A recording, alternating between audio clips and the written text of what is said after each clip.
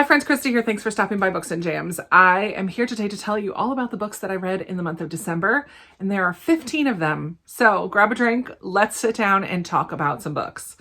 I'm going to start with two nonfiction that I talked about, I feel like, a lot in the month of November, because I did start both of these for nonfiction November, but I did finish them in December. So we have Tolstoy in the Purple Chair by Nina Sankovich, My Year of Magical Reading. This is fantastic. I was sent this by the lovely Tia from Genres and Journals on Instagram. She said that this book helped her a lot in grieving the loss of a loved one. And she sent this to me soon after my brother passed away, which is just over a year ago now. And I took a long time to pick it up because I wasn't sure I was ready for it. But it really was a very cool story, memoir of Nina taking a year of her life to escape into books in hopes that reading would help kind of bring her back to life and remind her what is so beautiful about life. At the beginning, she explains how she came to this project and why, and about the loss of her sister, and a bit about their relationship, which we get throughout the memoir as well. And then in each chapter, she talks about some of the different books and how they impacted her life and what they made her think about. And it really was very reflective. And there were parts that I didn't connect with as much or that felt a little bit slower paced to me. But overall, I just loved the idea of it and really enjoyed going along with Nina on her journey of working through her grief of the loss of her sister. I felt connected to it because mine was a sibling loss as well, this most recent loss. But parts of it reminded me of other losses in my life, and my sister who passed about 10 years ago and my dad about 25 years ago. So it just brought up a lot of emotions, but it also was very beautifully done. And I highly recommend this for a memoir, people who love memoirs, but also for people who love books, which is most of us, and people who have lost any loved ones. I just thought it was thoughtful. It wasn't like practical in helping me move through grief, but I appreciated feeling seen and heard and connecting with someone else who was walking through her own grief. So loved this one. Thank you so much, Tia, for sending it to me.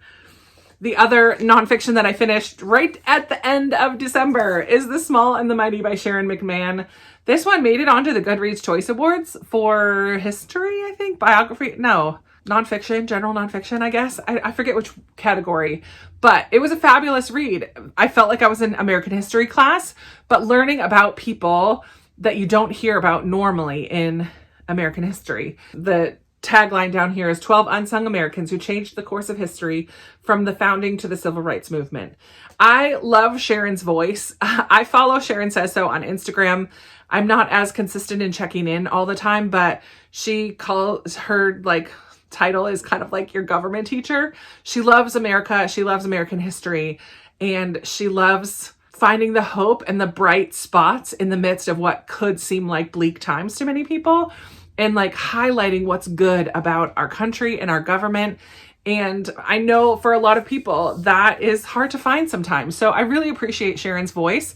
I did feel like while reading this that she was just the best teacher I've ever had. She makes the history come alive. I was feeling lots of emotions in some of the different stories. And so she talks about everything from the civil rights movement to Native Americans and all kinds of different, early founding fathers, just so many different aspects. We were in Hawaii, California, Alabama, Philadelphia, Virginia, the West, Idaho, Cape Cod, New England, Virginia, Colorado, Kansas, Kentucky. So we were kind of all over the country learning about some amazing people who highly impacted American history. It was fantastic. I gave it 5 stars, even though there were a couple parts that I felt a little bit bored, but I think because I was trying to rush finishing it, I had taken a long break from it and lost my momentum.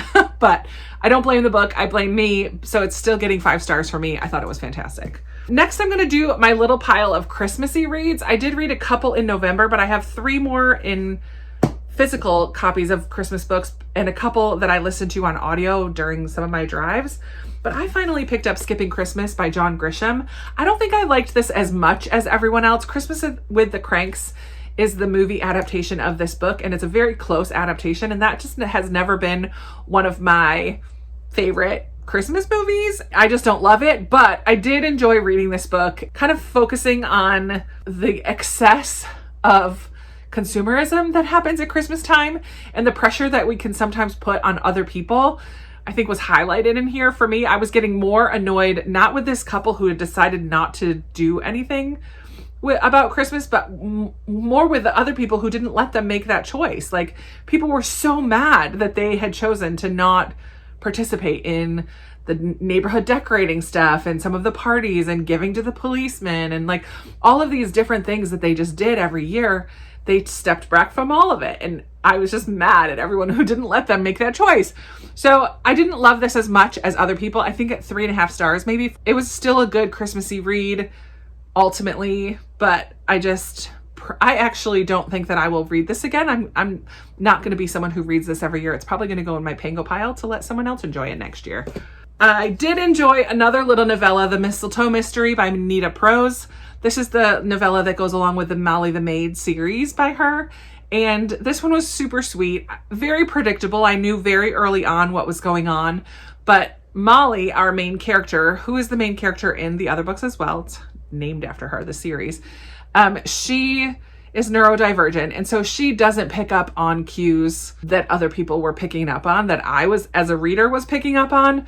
And it just was a very sweet, this is not a murder mystery. It's just an event mystery. Predictable, but sweet, fun for the season. I can't really say much about that one because it's a novella. And then I did get this one from Book of the Month, The Most Wonderful Crime of the Year by Allie Carter, and I really enjoyed this one. This kind of was a play on a locked room mystery. These two popular mystery authors have had a very antagonistic relationship with each other. They both get invited to the home of this elderly woman who's like the queen of mystery writing. The girl in particular, the female author, she idolizes this woman and is just thrilled to pieces that she gets to go to her house. But soon after they arrive, along with some other members of the family and other people who are invited to this little house party for the week, soon afterwards, the woman, Eleanor, I think is her name, disappears without a trace and behind a locked door. So how did she get out? Where did she go? What happened to her? Turns out there have been a number of cases of her life being put in danger. And so these two are main characters. I don't remember their names. So Maggie and Ethan are on the case. They are determined to figure out what happened to her and also try to protect their own lives in the meantime because things start to get a little bit dangerous. I thought this was fun. It's definitely more rom-com than mystery. There was a mystery there, but the focus, I think, of the story was definitely the relationship between these two. And I was here for it. I thought it was sweet. I thought hearing them figure things out that they had misjudged about each other was fun. And there was just kind of like over the top situations that happened during the story that just made it a fun romp. I just really enjoyed this book very much.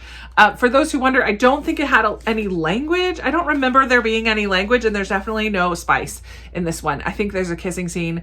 I think they do spend the night together, but it's not like steamy. So this one was a fun romp, and I really enjoyed that Christmas read. I talked about The Christmas Foundling in my last vlog when I was home at my mom's for Christmas weekend. I didn't enjoy this one quite as much as I had hoped. It's by Martha Keyes, and it's kind of a Regency story about this married couple who are dealing with infertility and the pressure of his family in particular on having an heir, producing an heir. And then they find this baby, and she's determined to try to like take care of it and raise it for herself. And it causes a lot of drama. And it was a good story. Definitely not as Christmassy as I was hoping for, and a little bit of a trigger warning there for those who don't like to read about infertility, because that is definitely the main part of the plot. But I liked how it focused on their marriage and how the two of them worked through some of these difficult situations and conversations. So I did enjoy it, but it wasn't as Christmassy as I was maybe hoping for. I also listened to Christmasland by Anne Marie Meyer. And in this one, two friends go to Christmasland, the town of Christmasland. And one of them is like gung-ho, everything Christmas. And the other one is like, nope, not so much, not for me, but I love you, so I'll go with you, because she won this trip for two. So the two of them go to Christmasland. They end up staying at this little in. This one definitely felt like a Hallmark movie. The whole town is Christmassy. It's called Christmas Land. And they have kind of played on this to help with one woman who had lost her husband a number of years ago and then turned his love for Christmas into something that the whole town kind of got behind, I guess. And so the one who doesn't love Christmas gets put in situations with the son of this inn owner, of course. And she kind of has this list of things to do that are Christmassy. It's definitely plays on all of those tropes from Christmas movies on purpose. Like, it's very over the top. It's not trying to be something new or different, but it was a fun Christmas romp. Predictable and very Christmassy, lots of different Christmassy activities. And I do think this one was pretty clean too. I can't remember if there was a lot of language in this one or steamy scenes. I don't think there was any steamy scenes at all. It wasn't anything remarkable. Honestly, Christmas books are this way for me. I read them and I promptly forget them. But I do know it was a fun time listening to it. It made the car ride go by quicker. The final Christmassy one that I read, I think I also talked about in a vlog. It's called The Holiday Mix-Up by Ginny Baird. I enjoyed this one because I like the movie While You Were Sleeping, and it is one of my favorite Christmas time movies to watch. I didn't watch it this year, but The Holiday Mix-Up is very, very similar to While You Were Sleeping. This waitress has a crush on one of the patrons who comes into the diner. They have a very casual, like they've spoken a few times, but she has a huge crush on him. He asks her to pretend to be his girlfriend when he goes home because he's tired of his family pestering him or trying to set him up with other people. Then soon after gets into a car accident or something, and then she shows up at the hospital and all of his family comes and she says her girlfriend. She's his girlfriend because he had already texted his family. It takes place in kind of California wine country, so it's not like the snowy, mountainous background that some other Christmassy movies have, but it definitely follows the tropes of While You Were Sleeping. There's a brother who ends up being a better fit for her than the guy himself, but the whole family just kind of embraces her and brings her in. There's a couple people in the family who are not quite convinced she is who she says she is, which is true, so they're not off the mark, but she kind of gets invested in the lives of everybody in this family and kind of falls in love with the family because she doesn't have a very strong family of her own. And it just, yeah, if you know the story of While You Were Sleeping, then you know the story of The Holiday Mix-Up, but I enjoyed it. It was a good time. It was a good time. 3 stars. I think all of these Christmassy ones are getting 3 stars for me because they just were that. They were a good time. I enjoyed them, but nothing beyond that. Yeah, maybe this one was 4 because I love While You Were Sleeping. All right, moving on now from my Christmassy reads. Every year in December and July, I think, I use my jar of Patron recommendations to pick out extra recommendations. So I have my one that I pick for the month during our Zoom chat, but then all the extras go into a jar and they get a second chance. And so I picked a bunch. I picked 3, I think, during my TBR, and then I completed those and that was able to pick a bunch more. So I have quite a few. I have 1, 2, 3, 4, 5 here in physical form, and then there are 3 others also that I read. So let's start with the 3 that I don't have here physically. I picked James by Percival Everett out of the jar, and this was a fantastic read. Oh man, I knew it would be. So many people loved James this year, and it's on so many people's best of the year lists.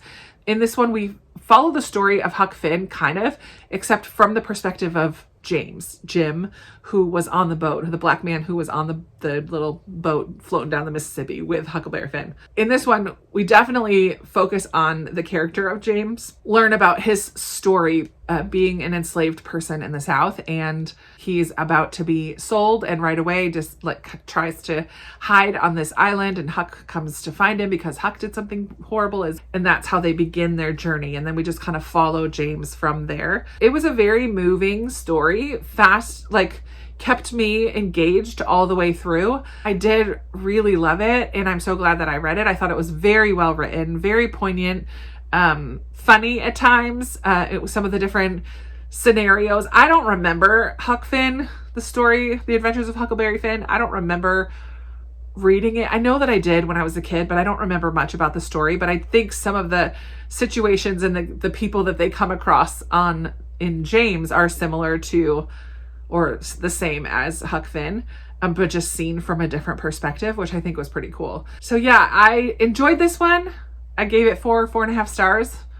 I don't know what I gave it, but I did really enjoy it. Another one that I picked out of the jar that I was unsure what I was going to think about it. It's called The Little Old Lady Who Broke All the Rules. And this is by Katharina Engelman Sundberg. It's translated from Swedish, and what a hoot. Oh my goodness. This book, this book kind of follows the trope of a group of elderly people solving crimes. However, in this one, there's a group of elderly people who are determined to do the crimes. So we follow this group of older people who live in a retirement home, I believe. There's been some changes by the staff and the owner of the home where their food is now pretty gross. They have a strict curfew. They're not able to live as freely as they would like. And they get it in their heads. Our main character, mainly, she puts it in their heads that people who live in prisons actually have it better off than they do in their retirement home. And they start thinking about this idea more and more and decide that, well, let's check that out. Like, if that's true, we might as well rob a bank or something and go see what it's like in prison. So they want to do a crime that's serious enough to get put in prison, but they're not prepared to like murder anybody. So they figure out that they're going to do an art theft. They're going to steal something from the museum, and how they come across that idea and how they put it all together. And they're a group of elderly people, and they know they're going to be overlooked, and they have other skills and abilities that other people might not anticipate. And it was a lot of fun. It was a fun twist on that trope that we're seeing a lot more of lately, of a group of older people solving crimes together, like Thursday Murder Club and other books like that. So this was kind of a fun read. I'm so glad that I read it. It was delightful at this time of year to just have something light and fun, and yeah, kept me on my toes. This group of people, their banter back and forth was pretty funny. Yeah, it was a fun read. So I loved it. The third one that I read that I don't have a physical copy of is Iceberg by Jennifer A. Nielsen. Iceberg was not my favorite, but it was still very good. It's set on the Titanic, and we follow a young girl who's incredibly smart and a little precocious and loves to kind of ask questions and get to the bottom of things.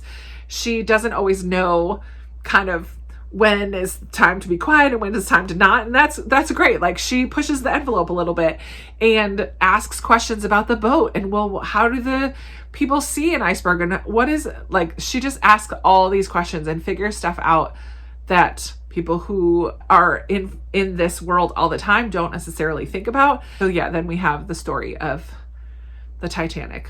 So we kind of know what happens there, but she is one who manages to get on a lifeboat, and it goes from there. But I thought that it was a little bit unbelievable that this girl would figure out quite as much as she did, but I was a smart kid, but I wasn't that smart. So maybe she was just that smart. But it was a fun read, fast paced. I think a middle grader would love it more than I did, but that's fine because that's who it's written for. So there you have it. If you are a Titanic fan, maybe it's one to add to your list to just kind of read about another Titanic story. I pulled Last Train to London. I think this was actually my December pick from the jar by Meg Wade Clayton, and this was a DNF for me. I think I was just too bored. It wasn't drawing me in at all. I did not make it very far. I think December was just a little busy. I was looking for something a little more lighthearted, a little more faster paced, and this wasn't hitting the mark. So this is actually going to go in my Pango pile. I don't even remember what it is that I read because I DNF'd that very early on in the month. Another one that I read was Messenger of Truth by Jacqueline Winspear. This is book 4, I think, in the Maisie Dobbs series. I just love this series. It's historical mystery. Maisie is incredibly intuitive, potentially borderline psychic. Like, she can feel and intuit things that other people don't. And I really like watching her work to solve the mysteries. I never am even close when I try to guess what's going on. This one is set in London in 1931, and Maisie, who is also a psychologist, which makes sense now with the intuitiveness and the borderline psychics type of stuff, because she really understands a human psyche very well. But this one follows an artist who just on the night before the opening of his works, he falls to his death. His twin sister is convinced there's a little bit more to the story than what it seems, but the case is pretty open and shut according to the police. He jumped or fell, and they don't look any further into things, but the twin sister calls up her old college friend, Maisie, and they work together to try to see if there was something else going on. A lot of focus on the word truth and lies in this one. That was a big focus of it, and art and kind of pre-World War II, like very, very beginning of World War II stuff going on here too. So I just really enjoy the character of Maisie, and I'm looking forward to reading more from this series as well. I listened to Mrs. Porter Calling on one of my drives up to my mom's house by A.J. Pierce. This is the third book in the Emmy Lake Chronicles, which starts with Dear Mrs. Bird. And this one, Mrs. Porter Calling, it follows Emmy, who's working at this women's magazine. I think I talked about this in a vlog as well. I really enjoyed this, is what I meant to say. We continue to follow Emmy, who's working at this women's magazine. Mrs. Porter is the new woman in charge, and she tries to change things. She comes across as this sugary sweet, lay it on thick, buttery type of personality, but then when it comes right down to it, it's her way or the highway, and she wants to make a lot of changes that a lot of other people at the magazine are not very happy with, and they try to come up with ways to make her stop or see things differently or to get rid of her. And so it's kind of fun seeing the co-workers, the found family almost of the people who were working together at this newspaper magazine. And I really, really love the friendship between Emmy and her best friend. They have a really like sisterly bond, which is really cool. And Emmy's relationship from book 2 is off to war. So the war is kind of a part of the backdrop as well, because this does take place in England, London in 1943. Friendship, love, workplace, life, all during World War II. Really enjoyed this one. It catches me up in the series. I have heard that there's another one coming out in 2025. I was hopeful that I was done, and it did wrap up. Like, I feel like it could be good right here, but I'm sure in the last one, her relationship is going to come back from the war, be post-war. So we'll see, but I'm glad to be caught up. I did read Hedwig, was another one that I picked from the jar by Skye McKenna. This is a middle grade story of a young girl who doesn't know that she's a witch. She spent her early years at this orphanage. Her mom had kind of left her there when she was quite young and said, "I'll be back for you." And then she spends, I think, 7 years at this orphanage where it's awful. It's awful. And then learns that she has an aunt and learns about this whole magic side of things and learns that she has magic herself. I enjoyed this one very much. The friends that she makes as she is learning about magic and how to use magic. I love that there's a map. It was just a lot of fun. It's the beginning of a series, I believe.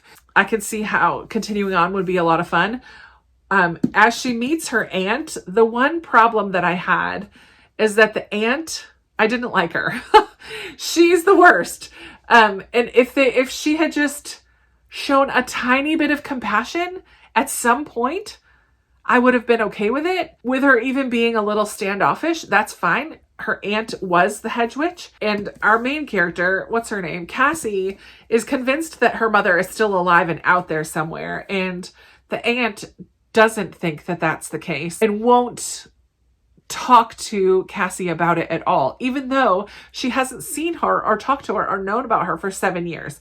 So it just felt a little weird that the aunt was so quickly so standoffish when she was so quick to bring her to her home as soon as she learned about her, but then never had conversations with her. I don't know. It just felt a little strange to me, a little bit of a plot hole there maybe, but it was a fun story though. I'm glad that I read it. And the last book that I picked from the jar that I read in December was The Midnight Library by Matt Haig. And I'm so glad I read this. This is possibly, I still haven't figured out my favorites of the year. This is possibly going to be among my favorites of the year because I really enjoyed this book. We follow Nora, who has a really rough go of it for a little while, and things just keep getting worse and worse and worse. And finally, she decides she's going to take her own life. She doesn't feel like there's a point in living, and that she feels like everything she touches, she just makes worse. So she attempts to take her own life and ends up in the Midnight Library, where she meets her old like elementary school librarian who was one of the only adults in her life that left a really positive impact, and learns that she has the opportunity to revisit some decisions that she had been complaining about, that she wished she had done things differently. For example, she was a very, very good swimmer and potentially could have gone on into the Olympics, etc. But she chose a different path. So she gets to now explore, well, what if I stuck with swimming? What would my life look like? What if I never married so-and-so? What would my life look like? What if I did say yes to this guy who asked me out a long time ago? What would my life look like? What if I did move and instead of stay when I had that opportunity? She gets to revisit all of these different options in her life and regrets that she had. Ultimately learns to have a different perspective on life, learns that every decision that she makes, that we make, has a lasting impact, much bigger often than we ever even know. The boy that she was teaching piano lessons to, what would have happened if she'd never taught him piano lessons? What would have happened in his life? Because of that time that she spent with him, he went in one direction, but what if she never had that? And she gets to see the impact that she has even from these little choices that she had made. I just really enjoyed this idea of taking a look at our regrets. I often think that it's important for us to have a different perspective. We get so stuck in our own perspective that it's good to open up our eyes and kind of see things from a different perspective. And that's what this book is all about, giving her a chance to see things from a new set of eyes, new perspective. And I really enjoyed it. I thought it was really well done. I was invested the whole way through. I liked it. It could have been a little confusing, I think, but I wasn't confused. I mean, I was just along for the ride. So I thought it was really, really good. And then I just have two left. Another one that I just kind of randomly read during my drive starts a series, The Siren of Sussex by Mimi Matthews. This is the Bells of London series, and it's just a Regency romance. And I don't really remember much about it, to be honest. Evelyn is our main character. She is the second oldest. Her oldest sister made a bad match ultimately and ran off with a guy without getting married. And during this time impacts the rest of the girls in the family. So Evelyn is headed to London to have her own season, try to get married to a wealthy suitor gentleman in order to give her sisters a fighting chance. She loves her horse and is a very talented horsewoman, like horse rider. And she hears about these women who actually are courtesans, basically, who get dressed in these fancy habits and ride along this popular park during certain times of the day. And she's like, I want to get myself a habit like that so that I can be seen and noticed by these gentlemen. Not fully understanding, she's a little bit naive, but she goes to this tailor to see if he'll make her a riding habit. And she meets Ahmad, who is Middle Eastern. I'm not sure exactly if it said what country he comes from. Oh no, India. It talks a lot about colonization and England in India and how that impacts so many people, and especially Indians now living in England. And Ahmad is one of them. And so it kind of opens Evelyn's eyes to a whole nother world. And as Ahmad, who's a very, very talented seamstress, not a seamstress, what is he? A tailor, making riding habits for these pretty horse breakers. What does it call them? The infamous pretty horse breakers. But he kind of is drawn immediately to Evelyn and her personality and also her looks, obviously. Her unbridled spirit enchants him, awakening a depth of feeling he never thought possible. So it's the relationship between these two, Evelyn and Ahmad, as she's trying to break her way into London, and as she begins to open up to him and sees possibly things from a different perspective. And I enjoyed it very much. And I can see the friends that she makes in this book are going to be the characters in the next few books in the series. And I'm looking forward to hearing their stories as well. I can kind of see a glimpse at who the love interests are going to be for those books. Just barely got touched on in this one, but I enjoyed it. The Siren of Sussex, again, nothing that's like best of the year, but it was a lot of fun. And finally, a book that I actually finished on January 1st, but I am fully counting it for December, is Edge Dancer by Brandon Sanderson. I did read most of this. I just had like 30 to 40 minutes left to finish up in the audiobook. This is book 2.5 in the Stormlight Archive. So this is a little novella that goes in between Words of Radiance, which I read this year, and Oathbringer, which comes up next. We follow Lift, who is a young girl, she's like 10 for the third year in a row or something like that, or 12 for the third year in a row, something. She's a young girl who has this awesomeness. She calls it her awesome. She like relies on her awesome, which is this ability to get slippery and like escape. And she is a pickpocket. She is a thief, and she loves pancakes. That's about what we need to know about her. Very early on in the story, she's robbing there's a big meeting going on to choose the next emperor or something like that. And she joins this team of ruffians who's going to go in and rob the house. But she goes right into where the food is because she is going to get some food, because food helps feed her abilities, her awesome. Throughout it all, she almost gets caught by a man that she calls the Darkness. And he is a rule follower to a T and is trying to prevent the Knight's radiance from coming back and all of this stuff that goes along with the whole Stormlight Archive. Liv is such a fun character. I really enjoyed her spunky personality. She's quite in denial about some things, but also naive about some things. But I just really enjoyed this. I was captivated from the beginning to the end and am eager now to jump into Oathbringer. So this was a fabulous read. 4 stars maybe. I don't think I'm going to give it 5 because I don't think it had the lasting impact that some of the others do, but I loved the little author's note at the end that explains that she is one of the characters in the big books, but this gives a chance to give a little bit of backstory for her, as well as for the Darkness guy, Harold Nail, who will also be a little bit bigger role in future books. So yeah, I'm glad that I read it. And I'm glad I can now move on to Oathbringer, the next one. Whew! And that is it. I've been talking for 43 minutes.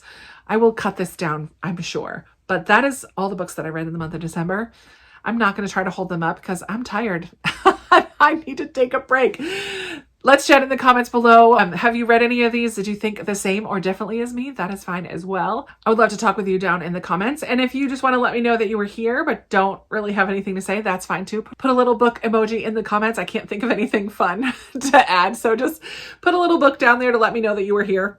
And that is going to be it for me today. Thank you so much for watching. I really appreciate you being here. I hope you're reading a great book, and I'll talk to you in the next video. Bye.